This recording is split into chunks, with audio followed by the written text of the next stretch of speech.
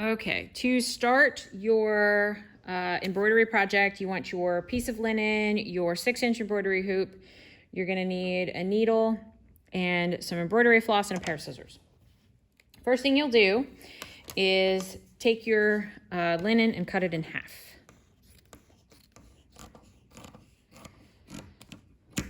Okay, set one of those pieces aside. I'm going to take my embroidery hoop and I'm going to separate the two pieces from each other. And I'm going to take the center hoop that doesn't have the screw on it and I'm going to lay it down on the table. Then I'm going to take my embroidery linen and I'm going to lay that over top of that inner ring. Then I'll take the outer ring, the part with the screw attached, and I'm going to fit that right over top of the inner ring, kind of sandwiching the linen between the two. And I want this to be nice and taut. So I'm going to kind of pull it taut around the edges before I cinch it closed. And then I'm just going to tighten this screw at the top and make sure that my linen isn't going to move while I'm working. And you can still kind of pull on it a little bit as you get it in there just to make sure. Okay. At this point, I'm going to grab a pencil and I'm going to draw 3 lines and like a quarter-size box on here.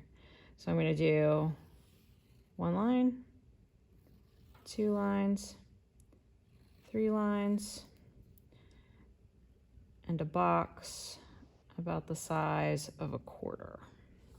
Okay, leave this space open because we're going to do something with that too. Okay, first thing I'm going to do at this point is choose a piece of embroidery floss. I want to cut off a piece that's about, I don't know, 2 feet long-ish. Cut it off. And then I'm going to separate my threads. And I don't know if you can see this, but I'm trying to get on camera here because I'm not. I'm going to separate these. You'll notice that there are 6 little threads inside of a piece of embroidery floss. You want to separate 3 from the other 3. And you want to pull them apart very slowly because they do have a tendency to get tangled. So I just pull on them really slow, separate them from each other.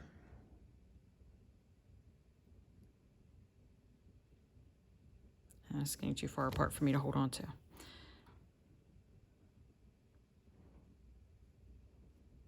Okay, so now I have 2, and I'm going to set one of them aside. Okay, so now I'm going to thread my needle with my embroidery floss. Can't see, there we go.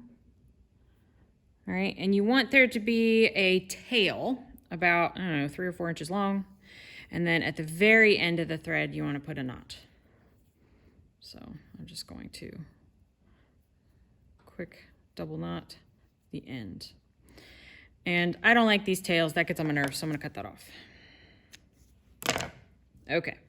From here, we're going to do a couple of specific stitches. The first stitch I'm going to show you is the straight stitch. Okay, the straight stitch is literally just 1 stitch like you would do in sewing. So we're just going to do that one out here. We're going to start from underneath our work and we're going to poke up wherever you want the stitch to begin.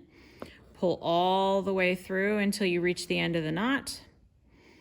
Okay, and you're then going to put the needle in however long you want that stitch to be. You're just going to put it in someplace else and pull through. Voila, I have 1 straight stitch. Now, this straight stitch is used for outlining, but also it is this exact same type of stitch that you're going to use in the back stitch. You're going to use this in the chain stitch. You're also going to use it in the satin stitch. Okay? Next one, we're going to go onto this first line and we're going to do a back stitch. You guys should remember this from sewing, but if you don't, here it is again. I'm going to go up through the back of my work at the very end of that line that I created. Pull all the way through, okay? I'm going to go in however far I want that stitch to be, okay?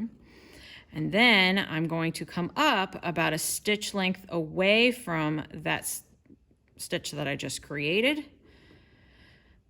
Put my needle in from behind, pull it out, and you're going to go in next to the stitch you just did before it. So that's why it's called back stitch. You're going back to the stitch that you just did. Now you're going to come up a stitch length away and go back to the stitch you just did. And you're just going to keep going on and on and on like that. You're going to go all the way across until you reach the end of that line. Okay, and I'll just do a couple more on camera just so you can see. I'm going to zoom in a little so you can see it better. Zoomed in too much. Okay, so.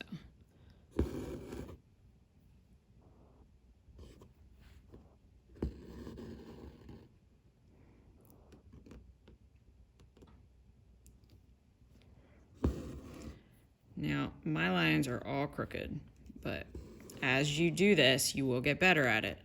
I'm also trying to do this at an angle because of the camera, so that's interesting. Okay, use the back stitch for outlining things like lines, shapes. If you're going around a curve, you want your stitches to be closer together. If you are doing straight lines or straightaways, they can be longer. Okay, the next one we're going to do is the chain stitch. Now, I'm a little rusty on this one. You are going to come up onto that middle line that we made with pencil. You're going to come up through the back. You're going to pull through. You are going to go back in exactly where you just were, like right next to it, but not in that same hole. All right, and you're going to pull through, but you're not going to pull all the way.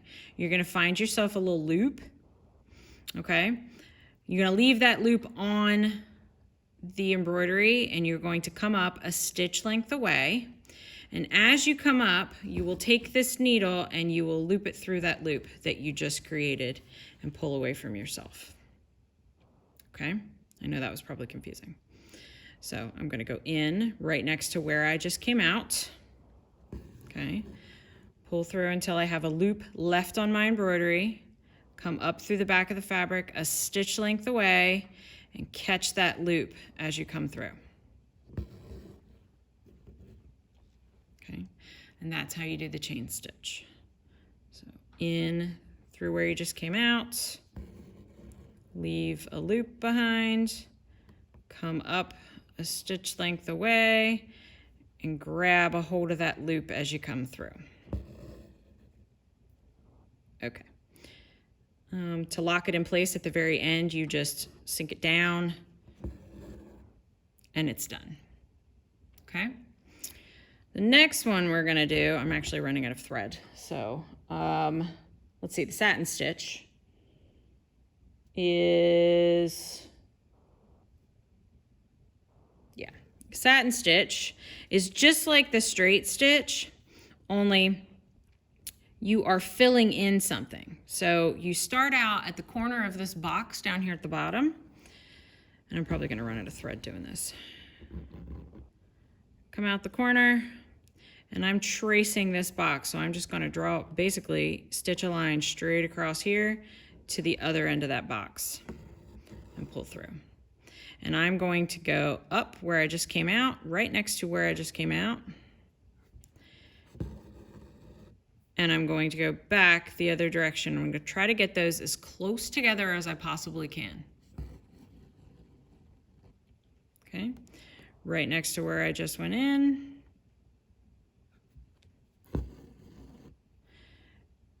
And across the square to the other side. Okay, and so you go back and forth, back and forth, back and forth until you fill the entire thing in. The last thing I'm going to show you is called the French knot. So this is where you would just, this is for like little dots. Like say you were doing like a little creature or a little, something that had eyeballs and you need to do little eyes. You pop up through the back of the work. You pull all the way through. I'm now going to take my string and I'm going to wrap it around my needle 2 times. Okay, and I'm going to go back in right next to where I came out. I'm going to pull this piece with my fingers taut, and I'm going to pull down with my thread. Once you get about to, maybe an inch away from the embroidery, you can let go of that loop and pull the loop straight down, and it locks it right in place.